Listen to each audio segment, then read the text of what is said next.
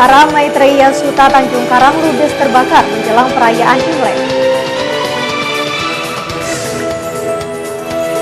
Ketua NU Sekampung Udik Lampung Timur tewas tenggelam di sungai sekampung.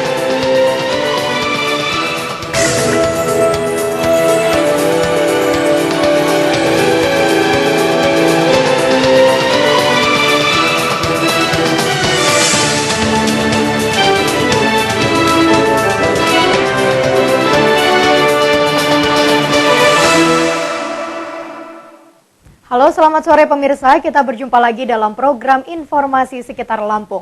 Kami menyajikan informasi menarik tentang berbagai peristiwa serta dinamika pembangunan di Lampung. Pemirsa, perayaan Tahun Baru Imlek 2566 di Bandar Lampung menjadi sajian utama hari ini. Warga Tionghoa penganut Konghucu mendapatkan musibah kebakaran hingga ludes Wihara Maitreya Tanjung Karang. Meski begitu, kebaktian Imlek tetap berlangsung di sejumlah wihara. Perayaan juga diwarnai dengan bagi-bagi angpau serta makanan khas kue keranjang. Pemirsa, selama 30 menit ke depan bersama saya Rani Oktarina, inilah Sekitar Lampung selengkapnya.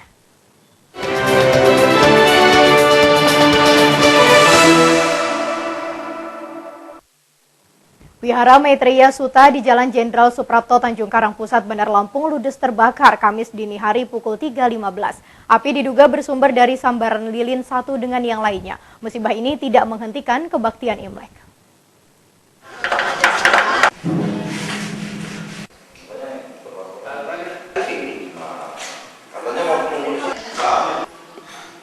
Wihara Maitreya Suta Tanjung Karang Pusat Bandar Lampung terbakar hebat hingga ludes.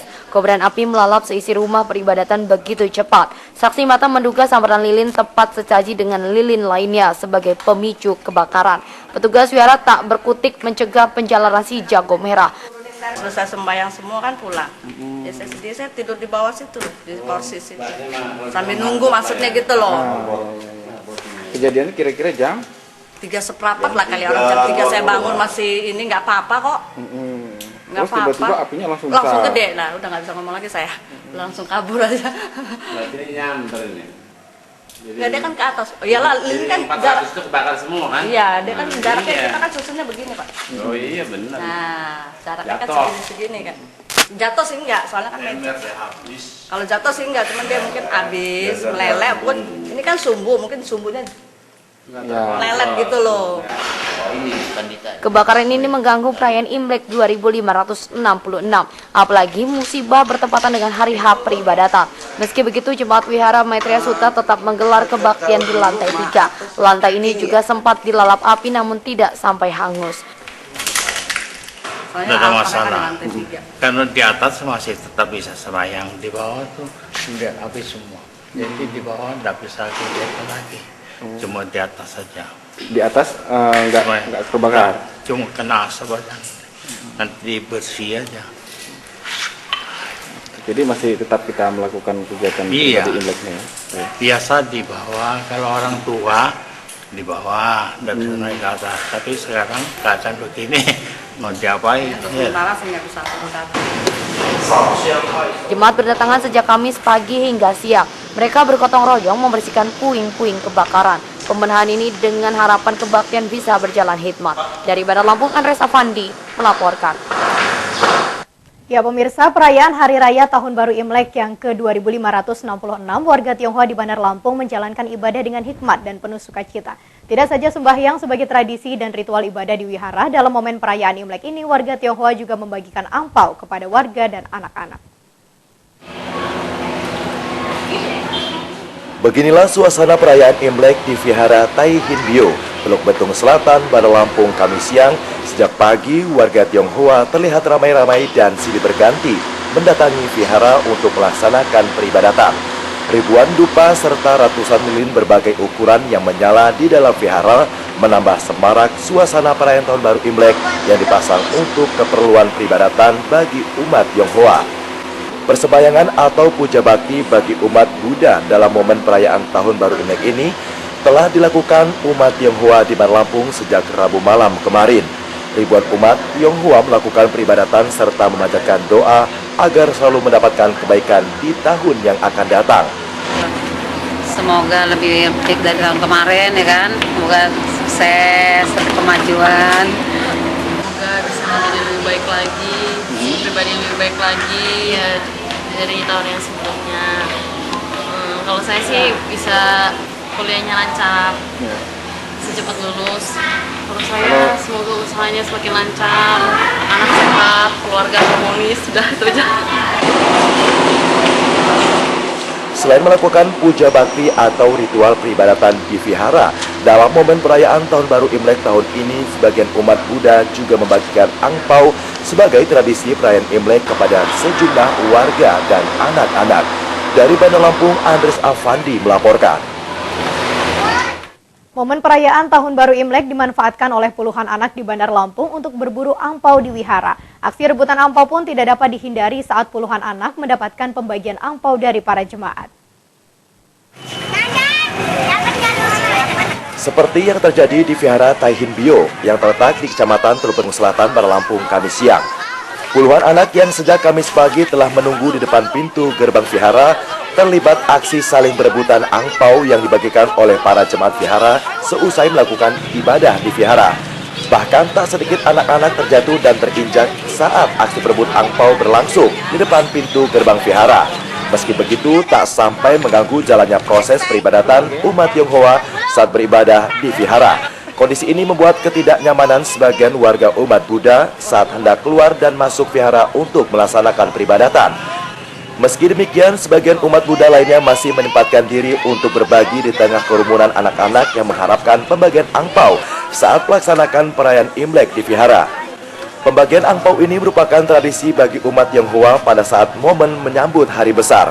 Tradisi ini tidak saja dilakukan pada saat momen perayaan hari Imlek saja, namun juga dilakukan pada saat perayaan-perayaan hari besar lainnya, seperti pada momen perayaan pesta pernikahan yang bertujuan untuk berbagi rezeki kepada sesama.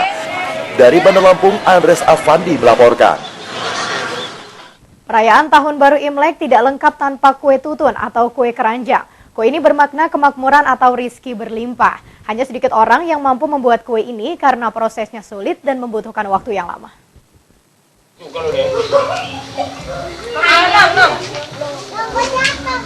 Kue keranjang atau nian kau merupakan kue mirip dodol dengan rasa manis legit dan tekstur kenyal. Kue ini menjadi salah satu sajian khas perayaan Tahun Baru Imlek.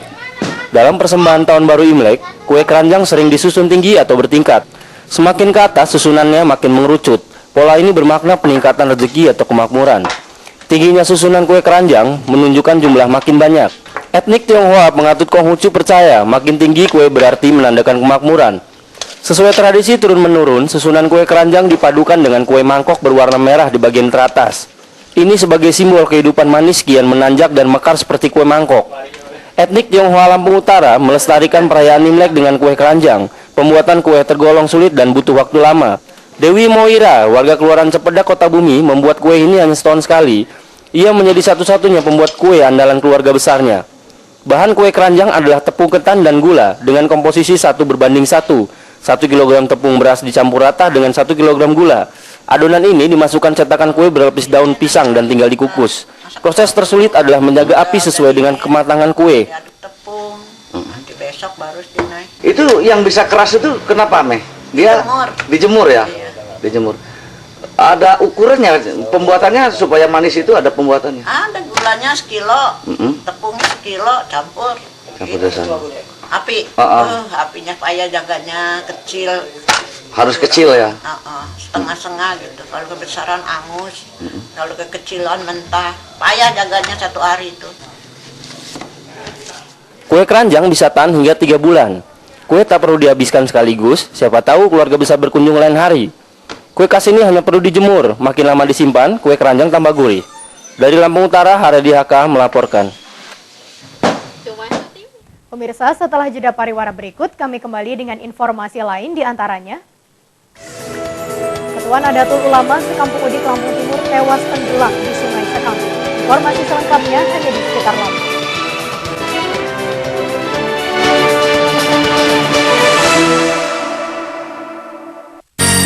Untuk menghasilkan kue tradisional yang terbaik, saya pasti hanya menggunakan tepung beras dan tepung ketan Rose Brand. Tepungnya lebih kering, lebih halus, lebih putih, dan higienis. Hasil kuenya lebih kenyal dan lebih tahan lama. Untuk tepung beras dan tepung ketan, tidak ada pilihan lain. kecuali Rose Brand. Rahasia sukses pasti pakai Rose Brand. Beras Rose Brand.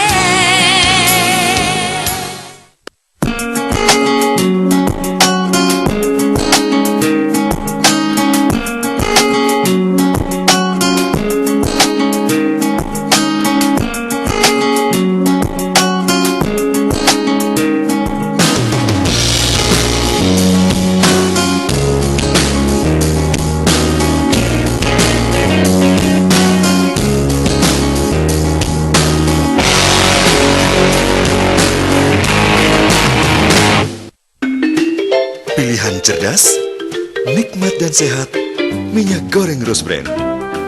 Minyak goreng non-kolesterol, tanpa bahan pengawet, dengan proses 2 kali penyaringan. Mengandung vitamin E, beta-karoten, dan omega-9 yang membantu menurunkan kadar kolesterol. Masakan lebih gurih, lebih lezat, dan lebih sehat.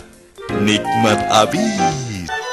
Nikmati promo spesial Imlek. Dengan menukarkan 100 poin VIP, Anda berkesempatan memetik angpau berhadiah. Promo ini berlaku sampai dengan 28 Februari 2015. Syarat dan ketentuan berlaku. Chandra Superstore, belanja nyaman, belanja hemat.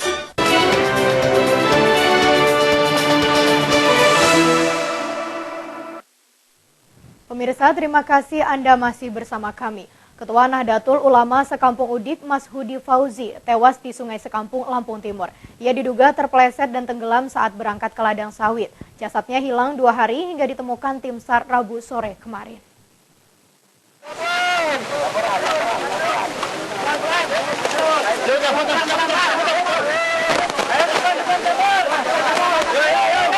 Mas Hudi Fauzi, warga desa Gunung Pasir Jaya, Kecamatan Sekampung, Lampung Timur, berangkat ke ladang di seberang Sungai Sekampung pada Selasa pagi pukul 8. Hingga tengah hari, Ketua Nahdlatul Ulama ini tak kunjung pulang makan dan sholat. Ia bahkan tidak nongol sampai sore. Pengecekan ke ladang hanya menemukan motor dan sandal. Keluarga menghubungi pamong desa dan kepolisian. Warga menduga Mas Hudi tenggelam dan mencari beramai-ramai hingga tengah malam. Dugaan tenggelamnya Mas Hudi di Sungai Sekampung makin kuat setelah menemukan bekas kaki terpleset. Pencarian berlanjut keesokan hari dengan melibatkan tim SAR gabungan. Jasad korban ditemukan menyangkut pada ranting berjarak 1 km dari lokasi terjatuh.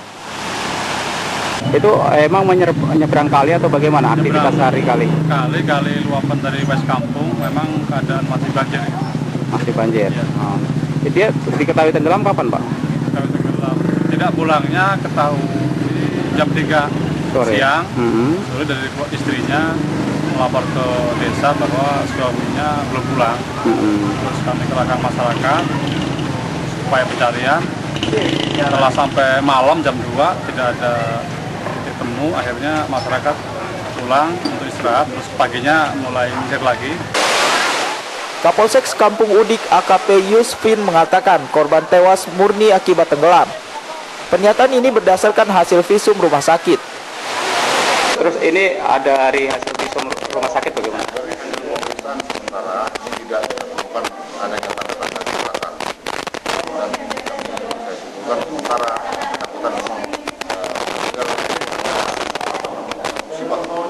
tenggelam ya, murni tenggelam ya, Pak. Visum di rumah sakit berlangsung hingga siang. Jenazah Mas Hudi dibawa ke rumah duka pada Rabu sore dan dimakamkan petang harinya. Dari Lampung Timur, Supriyono melaporkan. Kita beralih ke informasi lain. Pemirsa, pemerintah Provinsi Lampung menyiapkan pengacara negara sebagai antisipasi munculnya gugatan selama pembebasan lahan tol Bakauheni terbagi besar. Pengacara ini tak lain adalah Kejaksaan Tinggi Lampung. Gubernur M. Rido Fikardo dan Kepala Kejaksaan Tinggi Lampung Sri Hartuti menandatangani nota kesepahaman di ruang rapat utama Gubernur Kamis sore. Dengan kesepakatan ini, Kejaksaan siap menjadi pengacara jika pembebasan lahan tol menuai gugatan warga. Penyiapan pengacara negara bukan hanya mengantisipasi pembebasan lahan tol, namun menyangkut gugatan perdata maupun PT-UN terhadap pemerintah.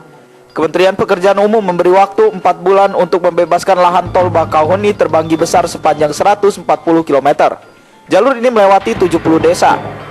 Gubernur optimis pembebasan lahan rampung sesuai jadwal. Tim pembebasan lahan mulai sosialisasi Maret mendatang. Masyarakat diminta membantu kelancaran proyek jalan tol. Tentunya kan secara teknis ini kan nanti diatur oleh Biro Hukum, asisten pemerintahan untuk berkoordinasi apa saja yang mungkin harus kita lakukan. Ketika dibutuhkan saja, kemungkinan yang kami lihat kebutuhannya ada pendampingan, terutama masalah program pembangunan secara nasional, yaitu pembangunan jalan tol nantinya ke depan, supaya akselerasinya bisa dilakukan dengan baik. Jadi ini artinya satu persiapan pemerintah provinsi untuk mengatasi apabila terjadi gejolak di masyarakat dalam masa pembebasan. Salah satunya. Tentunya banyak hal lain ke depannya.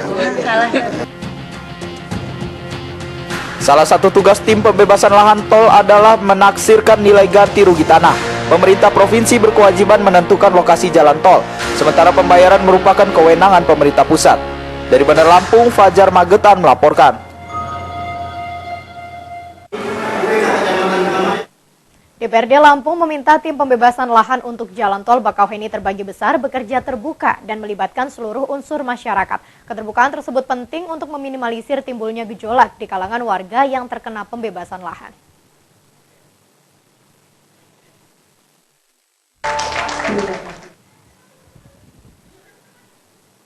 Dokumen pembangunan jalan tol Bakauheni terbagi besar. Bahkan pemerintah Provinsi Lampung telah membentuk tim pembebasan lahan proyek jalan tol sepanjang 140 km tersebut. Menyikapi persoalan ini, kalangan DPRD Lampung mendesak tim pembebasan lahan jalan tol Bakauheni terbagi besar terbuka. Langkah ini sebagai salah satu upaya mencegah terjadinya gejolak masyarakat. Sebab ganti rugi lahan yang tidak sesuai, apalagi tidak melibatkan pemilik lahan dalam menetapkan harga, akan menjadi pemicu timbulnya konflik. Wakil Ketua DPRD Lampung Toto Herwantoko mendesak tim pembebasan lahan melibatkan semua unsur masyarakat, khususnya aparat desa yang mengetahui kepemilikan lahan yang akan dibebaskan. Kami berharap dari DPRD agar tim pembebasan tanah ini dapat bekerja dengan baik, transparan, dan akuntabel. Artinya tim ini harus solid dan melibatkan semua unsur sehingga pembebasan ini dapat berjalan dengan baik. Politisi Partai Demokrat ini berharap jika kemungkinan pemerintah tidak memberikan ganti rugi tapi ganti untung tanpa menyalahi aturan. Sebab masalah nilai jual objek pajak atau NJOP di pedesaan lebih rendah dari harga pasar. Karena itu Toto meminta tim pembebasan lahan perlu mengambil jalan tengah. Dari Bandar Lampung, Fajar Magetan melaporkan. Pemirsa, setelah pesan-pesan berikut ini, kami kembali dengan informasi lain, di antaranya DPRD Lampung meminta kepolisian menindak penambang pasir ilegal di Lampung Timur. Ikuti informasinya sesaat lagi.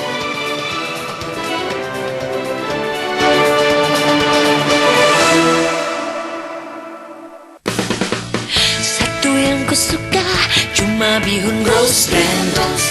Oh bihun rose brand. Nikmat tak terkira hanya bihun rose brand. Oh bihun rose brand. Bihun rose brand semua suka. Rose brand lezat tak terkira. Bihun rose brand, bihun kita semua.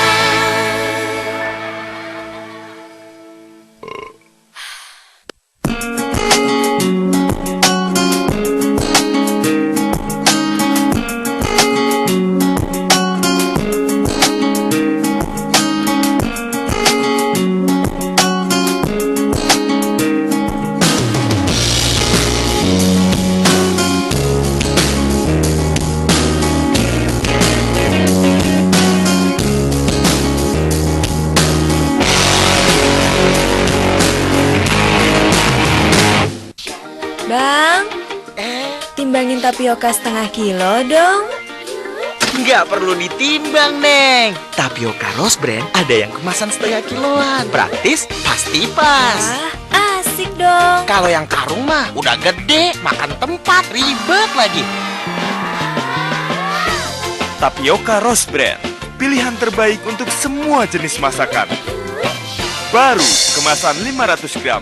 Tapioka Rose Brand.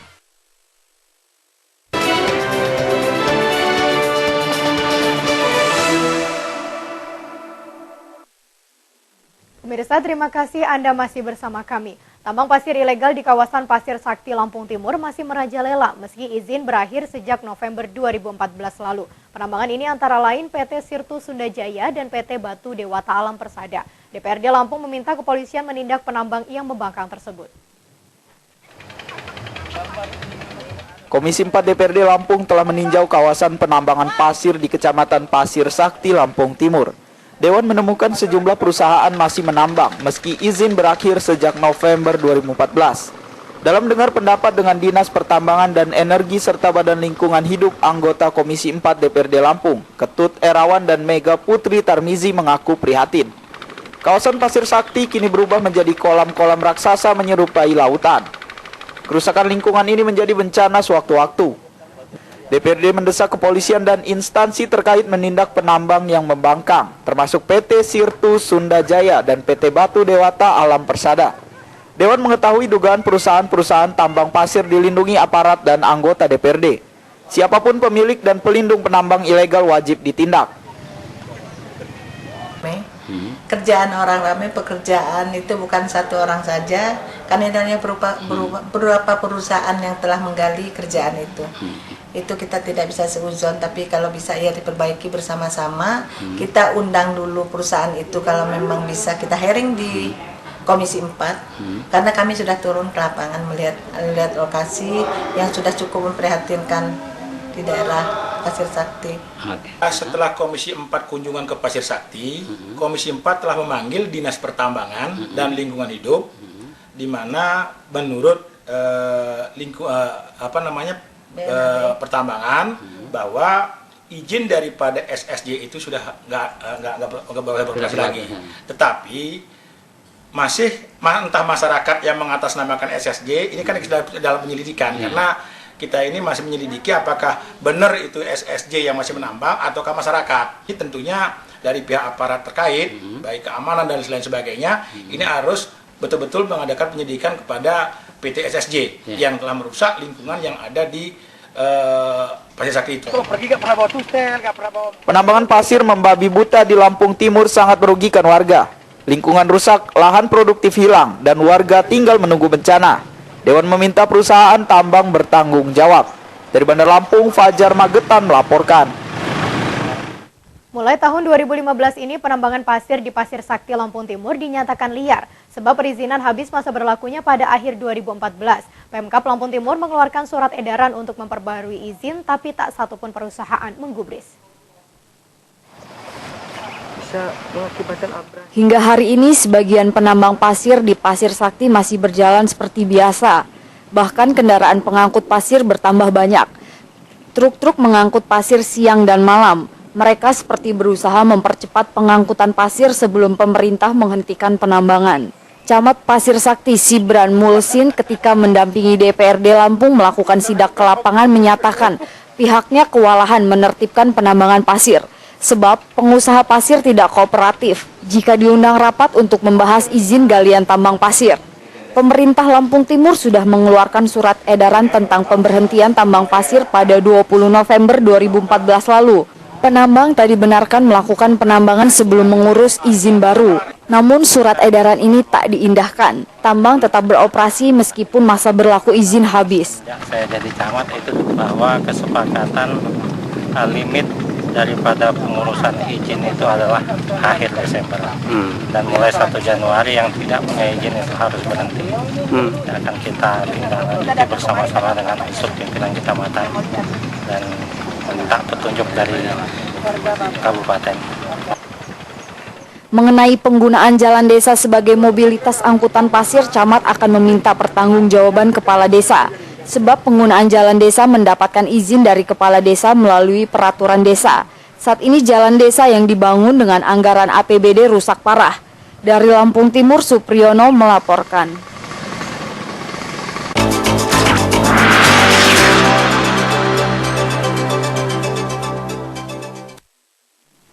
Wali Kota Herman HN menghadiri ulang tahun pertama Mitra Kodim di Makodim 0410 Jalan Imam Bonjol, Bandar Lampung, Rabu lalu. Acara ini ditandai dengan pemotongan tumpeng serta rangkaian bakti sosial. Pemirsa, laporan tersebut sekaligus mengakhiri sekitar Lampung sore ini. Saya Rani Oktarina, mewakili kru yang bertugas, undur diri dari hadapan Anda. Selamat menikmati rangkaian acara kami selanjutnya dan sampai jumpa.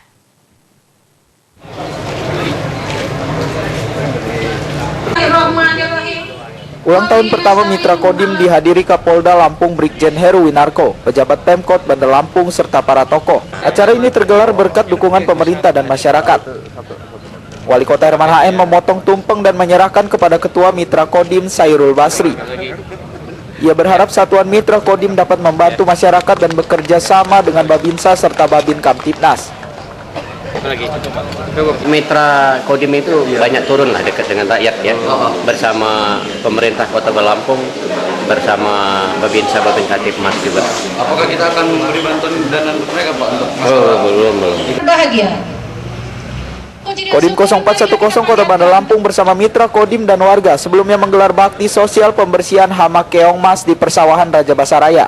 Dari Bandar Lampung, Oki Firmansyah melaporkan.